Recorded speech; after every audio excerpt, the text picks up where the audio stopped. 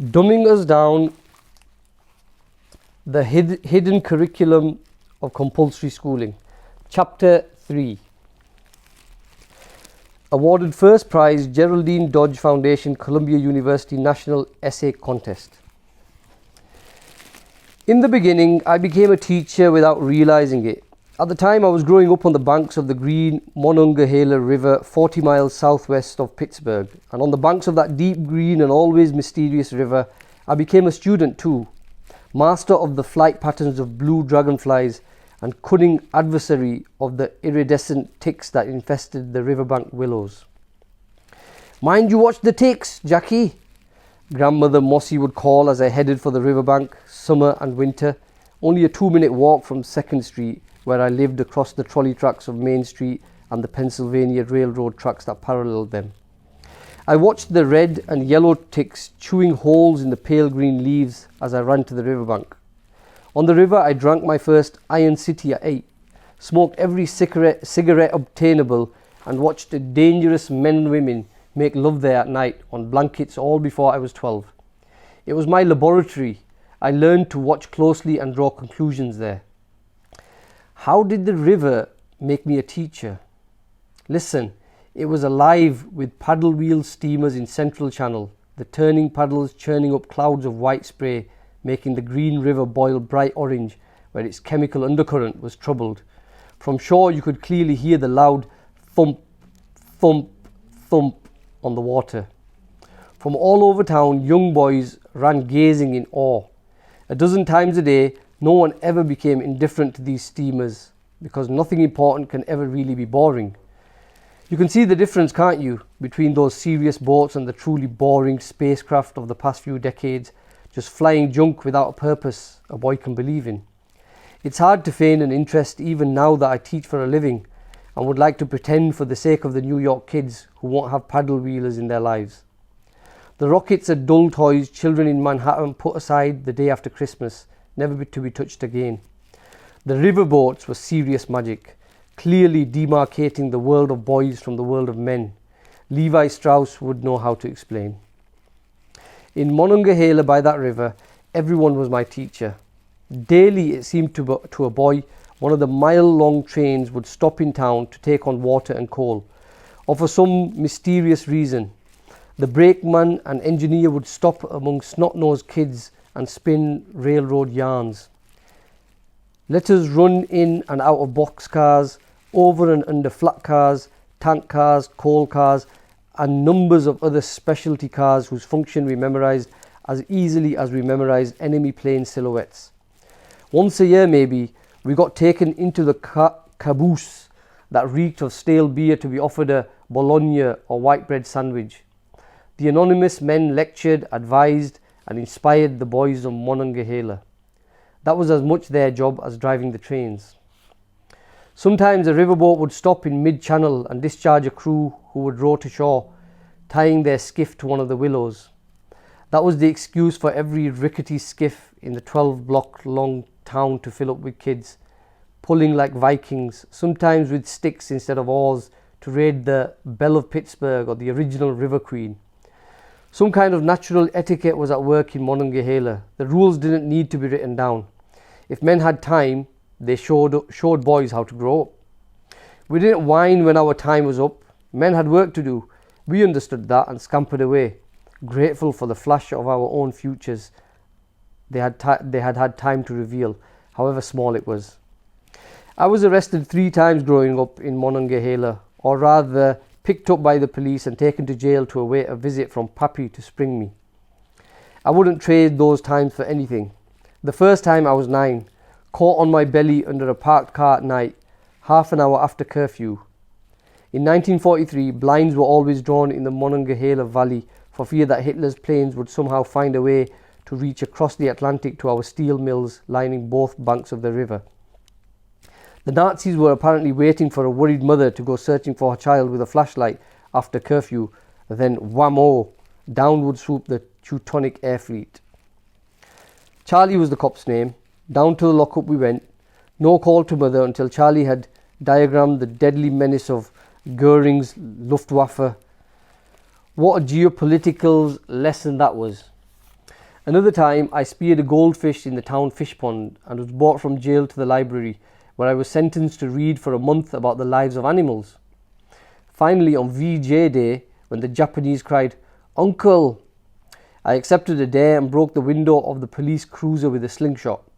Confessing, I suffered my first encounter with employment to pay for the glass, becoming sweep-up boy in my grandfather's printing office at 50 cents a week. After I went away to Cornell, I saw Monongahela and its Green River only one more time.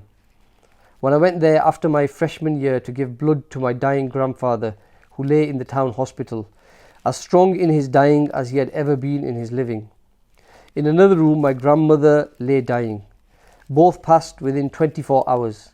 My granddad, Harry Taylor Zimmer Sr., taking my blood to his grave in the cemetery there. My family moved again and again and again, but in my own heart, I never left Monongahela, where I learned to teach from being taught by everyone in town, where I learned to teach the love of work from being asked to shoulder my share of responsibility, even as a boy, and where I learned to find adventures I made myself from the everyday stuff around me, the river and the people who lived alongside it. In 1964, I was making a lot of money. That's what I walked away from to become a teacher. I was a copywriter on the fast track in advertising, a young fellow with a knack for writing 30-second television commercials. My work required about one full day a month to complete, the rest of the time being spent in power breakfasts, after-work martinis at Michael's pub, keeping up with the shifting fortunes of about 20 agencies in order to gauge the right time to jump ship for more money, and endless parties that always seemed to culminate in colossal headaches. It bothered me that all the urgencies of the job were generated externally, but it bothered me more that the work I was doing seemed to have very little importance, even to the people who were paying for it.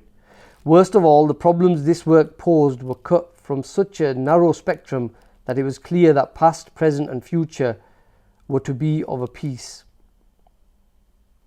A 29-year-old man's work was no different from a 39-year-old man's work or a 49-year-old man's work.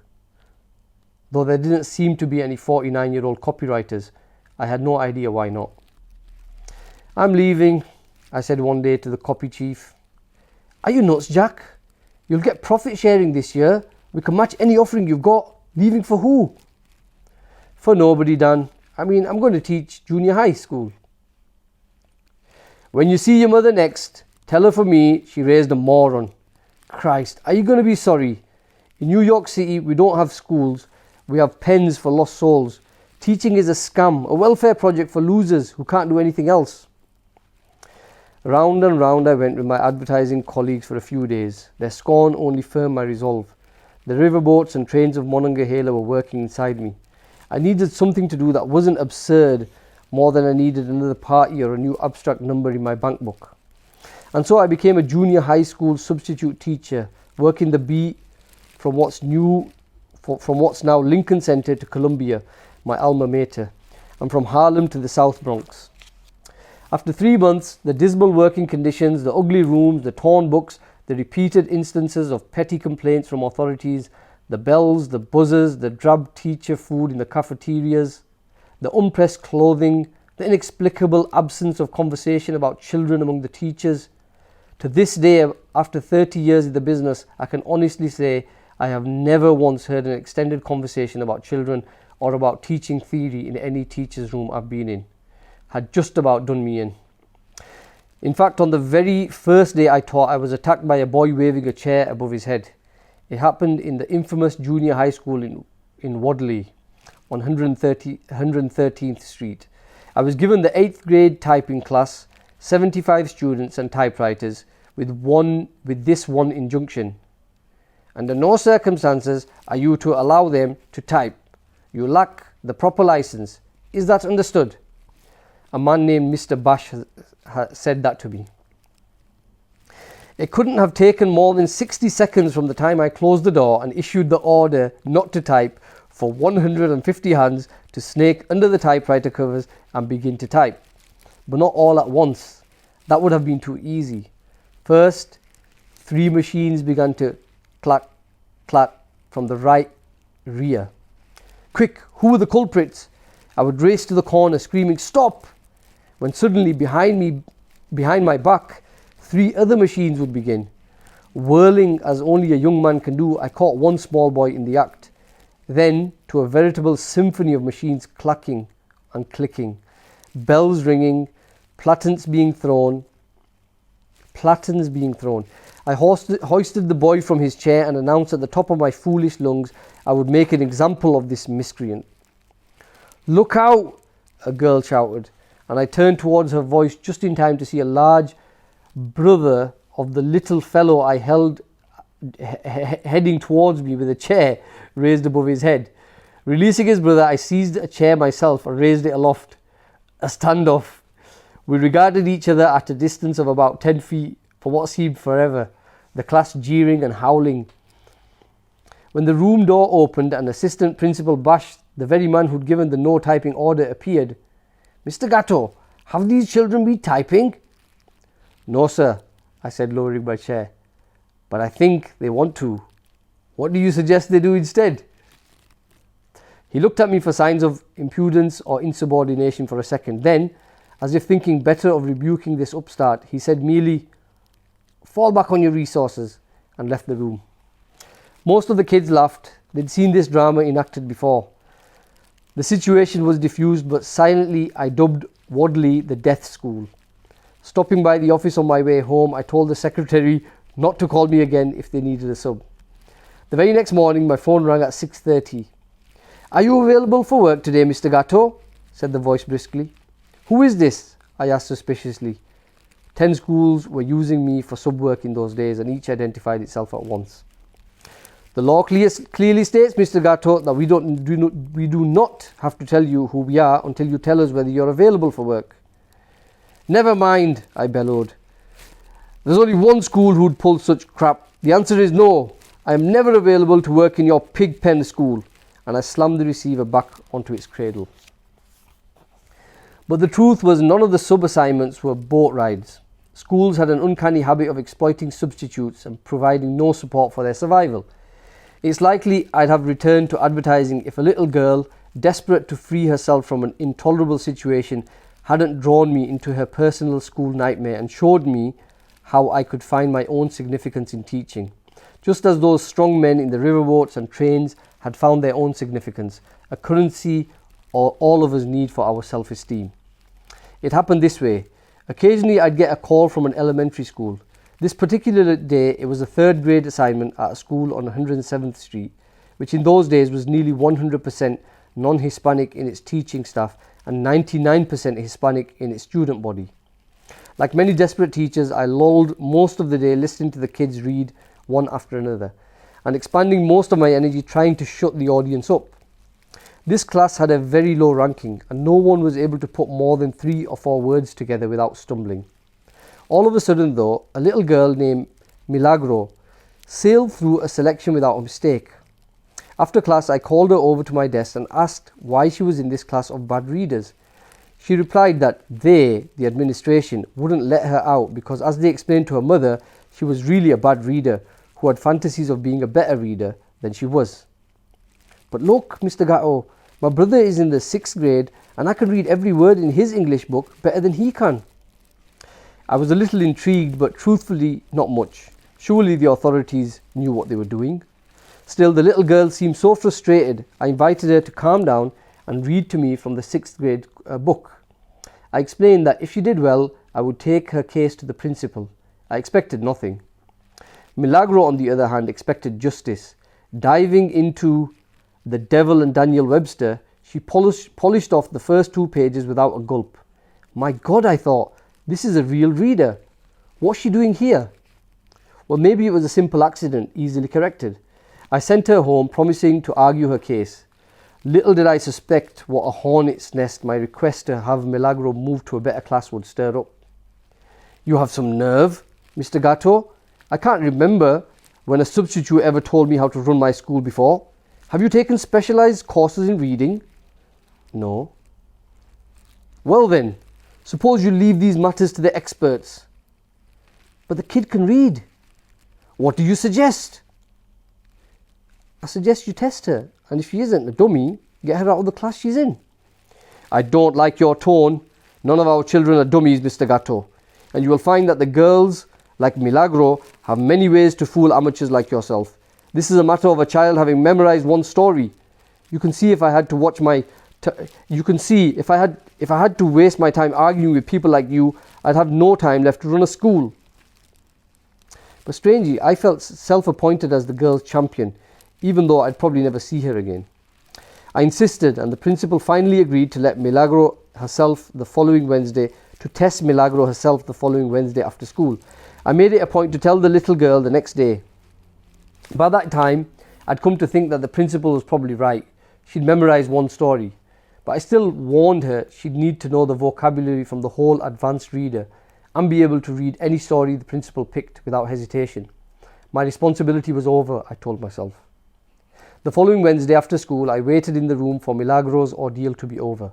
At 3:30, she shyly opened the door of the room. "How'd it go?" I asked. "I don't know," she answered. "But I didn't make any mistakes. Mrs. Hefferman was very angry, I could tell." I saw Mrs. Hefferman, the principal, early the next morning before school opened. "It seems we've made a mistake with Milagro," she said curtly. "She will be moved, Mr. Gatto. Her mother has been informed."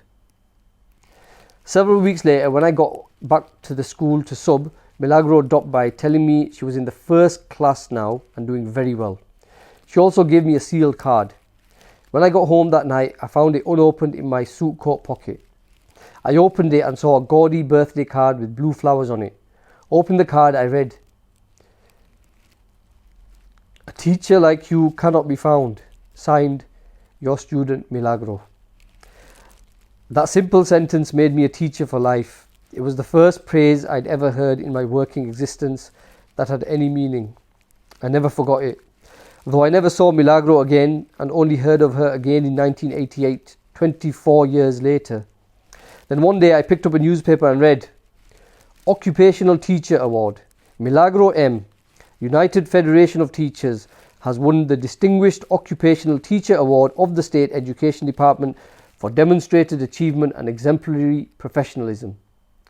A secretarial studies teacher at Norman Thomas High School, New York City, from which she graduated, Miss M was selected as a Manhattan Teacher of the Year in 1985 and was nominated the following year for the Women of Conscience Award given by the National Council of Women." Ah, Milagro, is it just possible that I was your Monongahela River? No matter, a teacher like you cannot be found. Thank you.